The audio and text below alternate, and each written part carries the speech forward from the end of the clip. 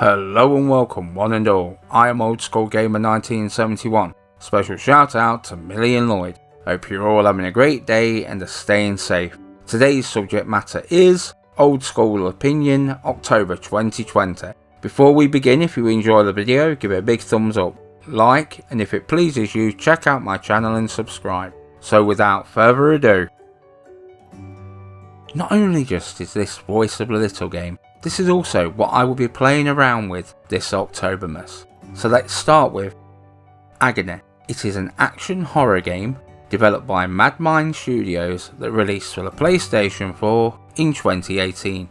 The first time I saw this game, with all the blood, all the gore and all the nakedness, I thought that is the game for me. If you can believe it, this is the toned down version. There was a more gruesome version planned that got canned. There are a few simple game mechanics, but the selling point of this one was the gore levels. I feel that the bad press that this game got was unfounded. No, the game is not perfect, but it did try something different, and I for one do enjoy this game. The Nightfall is a horror game developed by Pingle Studio Limited that released for the PlayStation 4 in 2019. This game started with such promise. This is not a bad game per se, instead lower your expectations. It's all about finding notes and activating scenes. The idea and the story are both pretty good. I did jump several times. I was a little disappointed in the ending, hence lower your expectations. The journey is worth taking. Sister Pen and myself spent a couple of nights enjoying this game. I will also say that the graphics are also pretty good, considering it's an indie title. White Knight is an action horror game developed by Octobermus Studios that released for the PlayStation 4 in 2015. Straight off, I like the art style, black and white noir. Add in the jazz soundtrack with a feel not unlike a point and click adventure game but with fixed camera angles.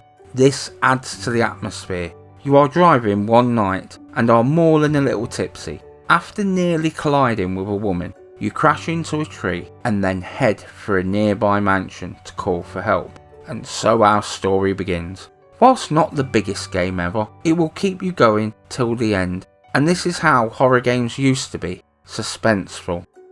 My Big Sister is a horror / point and click game developed by Stranger that released for the PlayStation 4 in 2019. It's the story of two sisters who have been abducted by strangers, Louisa and Sombria. You play as Louisa, a sarcastic 12-year-old girl who must solve puzzles and find objects across several chapters that will lead you to one of several endings. And whilst you are playing as Louisa, the story is about Sombria, who is no longer herself. One to drink in and take your time with. As a fan of the genre, it was really cool to be playing this game in 2020. It is well written and certainly worthy of your time. Slenderly Arrival is a first-person horror game developed by Blue Isle Studios that released for the PlayStation 4 in 2015. Slenderman is all but forgotten after two teens claimed that they were going to sacrifice their friends so they could become disciples of Slenderman. So to a degree the game is lost, which is a pity, as this game will get your pulse racing. Slenderman started off as a simple game of you seeking pages in a forest. In time it got bigger and bigger until it expanded into this game. With its own story and expanded world, this is the best use of the Slenderman creepypasta. And finally, Road Bustle is a Frogger type arcade game developed by Random Spin Games and released for the PlayStation 4 in 2020. Spoilers, this is my platinum for the month. Yes, it is an easy platinum, but the game is as fun as it is infuriating.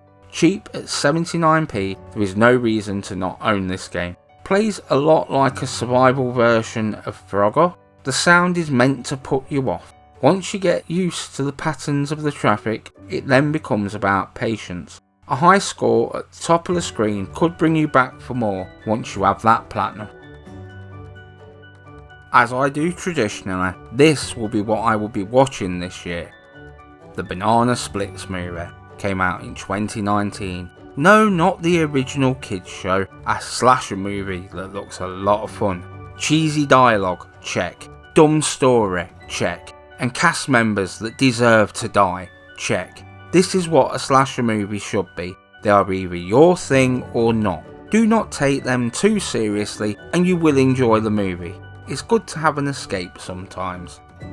Next up we have Doghouse, a 2009 movie, an English zombie movie starring Danny Dyer, a fun film with some gore, where the women have become zombies. The first time I watched this, I had a grin on my face all the way through. Danny Dyer plays himself, which is not a bad thing in a movie such as this. Another one where a sense of humour is a necessity. Conjuring 2 is a 2016 film, a film that made me jump twice over at the cinema.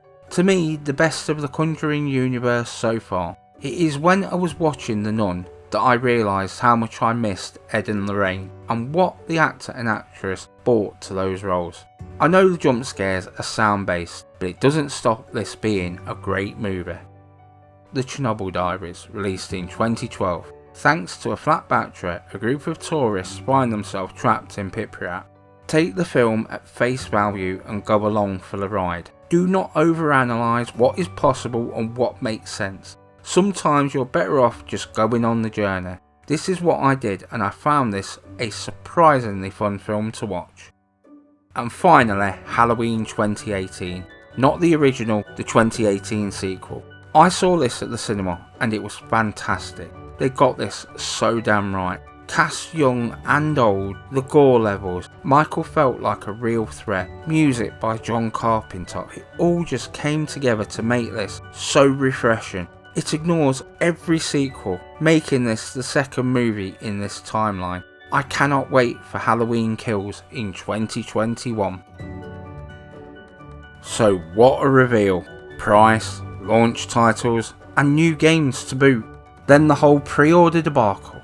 Many have laid the blame at Sony's door, that the organisation could have been better. And whilst I cannot help but agree to a degree, stores should also bear at least some of the responsibility, if not all. Some of them actually put their pre-orders up 2 days early. That is not Sony's doing, that is the store's doing. I myself have been able to secure a PlayStation 5. I personally hold the stores responsible. Yes, I know Sony said that it will give notice of a release date, but these are testing times for any company.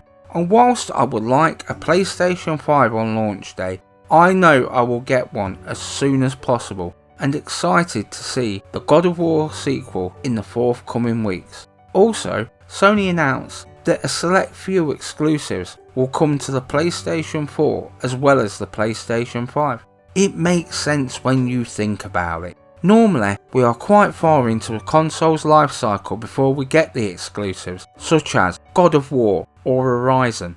The new console will not have the install base required, so which do you prefer? A cross-generational game or wait till we have the install base? Give me the cross-generational game any day. Welcome to the spooky month, my favourite holiday of the year as an adult. So here is what I have planned. 4 reviews, Maid of Sker, Dark Pictures Little Hope, Costume Kingdom and Case Animatronics. 4 episodes of Pumpkin Jack. Apparently there is a game of the same name releasing this year. Copyright mine, alright?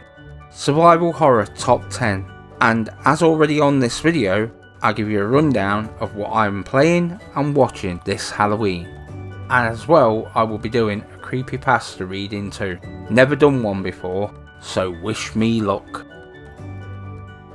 So word around the campfire this month is the purchase of Bethesda and the worries for future releases on other platforms. There are 2 ways of looking at this. The first is the games will no longer come to any other platforms. And whilst at first glance this may look like the best foot forward for Microsoft, it is not. In the long run, it is why I worry about the quality of games on a streaming platform. Without games going on sale, with no advertisements, you only make the money from the console and then the subscription fee. I normally get 2 games a month, averaging £30 each.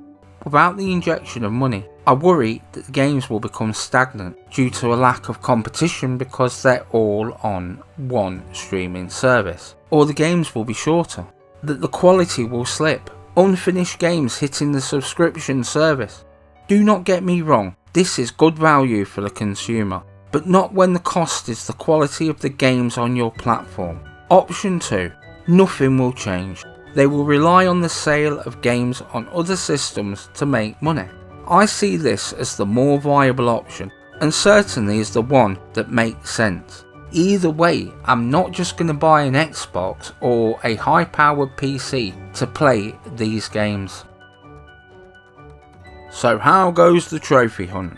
So this month, I've mostly been playing Saints Row the 3rd Remastered. I've taken a break from Final Fantasy VII Remake. I also have played some horror titles, Layers of Fear and What Remains of Edith Finch, and also a brand spanking new platinum in Road Bustle also. So the new card stands at trophy level 35 and 39%, 104 platinum, 625 gold, 1606 silver and 6585 bronze. Happy hunting everyone. And it's done. If you found this video interesting or have any suggestions, please comment down below, as it will put a big old smile on this old face. Let's get the conversation started. I will answer you all. I post new content every week. Have a great day one and all, and thank you for your support. This has been Old School Gamer 1971 signing off.